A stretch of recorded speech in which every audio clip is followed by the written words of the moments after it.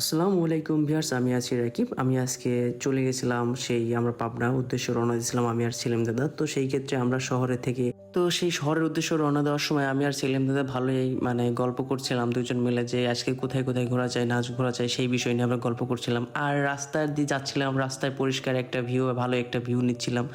দেখলাম যে খুব একটা যানজট নাই, গাড়ি ঘোড়া নাই, তারপর ভালোই লাগতেছিল। দুইজন তো গল্প জমে গেছিলো, আমরা দুজন ভালোই ভাবলাম যে আজকে যে ভিউ, তারপর ওয়েদারটাও খুব ভালো ছিল।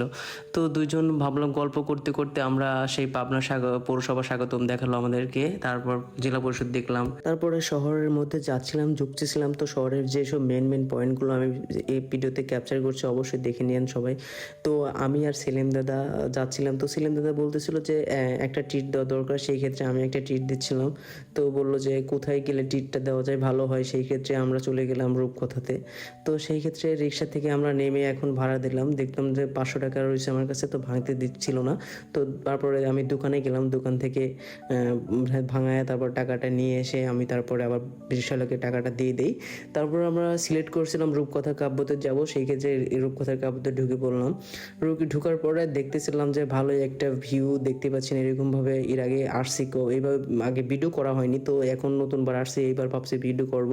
তো সেই ক্ষেত্রে দেখতেছেন কত সুন্দর করে বইগুলো সাজিয়ে রাখছে, আর দেখতে অমায়িক একটা সৌন্দর্য লাগতেছে জাস্ট। তারপর আমরা এইখানে তো বই নিয়ে কিছু ফটোশ্যুট করলাম। ফটোশ্যুট শেষ করার পরে তারপর দেখলাম যে এইখানে যে লাইটগুলো জ্বলছে ভালোই ঝলমল করতেছিল, তবে এইটা রাত হলে পরে বেশি আলোকিত হয়, তখন আরো বেশি সুন্দর লাগে। তারপর আমরা টাইম পাস করার জন্য ফোন টিপি করলাম দুজনেই।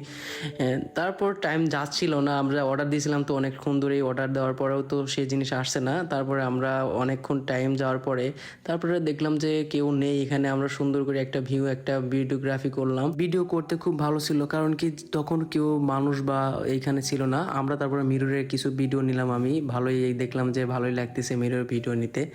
তো অনেক সুন্দর একটা যে ভিউ আসতেছিল, দেখতে পাচ্ছেন যে আমার মিররের একটা ভালো একটা ভিউ বা সুন্দর একটা ফিল আসছিল। তো তারপর মিরর থেকে নিয়ে তারপরে পাশে একটা যে আবার ভিউ, সেই ভিউটা আপনাদেরকে দেখালাম। দেন কি সুন্দর তো দেখতে, অবশ্যই আপনারা অবশ্যই যাবেন। অনেক সময় ওয়েট করার পরে আমাদের সেই স্যান্ডউইচ অর্ডার করছিলাম, তো চিকেন স্যান্ডউইচ অর্ডার করছিলাম। তো সেইখানে যে চিকেন ছিল, চিকেনটা আমরা পাইনি সেরকম। তো আমরা তারপরে দুইজন খাওয়া শুরু করলাম। এত লেট করে আসলো, তারপর দুজন খাইলাম, ভালোই লাগলো, মোটামুটি ছিল, আহামরি কিছু না। দাম অনুযায়ী কিন্তু এটা আসলে খুব একটা আহামরি ভালো না। খাওয়া শেষ করে পরে দুজনে আমরা বের হয়ে গেলাম, চলে গেলাম তাই উদ্দেশ্যে। তো হঠাৎ করে দেখলাম যে রাস্তাতে যাচ্ছিলাম, একটা বাংলো দেখলাম, পুরাতন একটা বাংলো। আমি আর সেলিম দাদা ভাবলাম যে এখানে কিছু ফটোশ্যুট করব। তো সেই ক্ষেত্রে নেমে গেলাম। নেমে যাওয়ার পরে ভালোই একটা ভিউ দেখতেছিলাম। দেখেন কি বাংলোর একটা ভিউ, এটা কি সুন্দর একটা ভিউ। ওয়েদারটা খুব ভালো ছিল মোমেন্টটা। তো মেঘলা মেঘলা আকাশ, তারপর রোদ দেখতেছিলাম যে ভালোই বাতাস ছিল। তারপরে ভিডিওগ্রাফি এইখানে কিছু করলাম, ফটোশ্যুট করলাম, ভালোই দেখতে ছিল। দেখেন কি ভিউ, আসলে অময় একটা ভিউ দেখতে পাচ্ছেন বাংলোটার।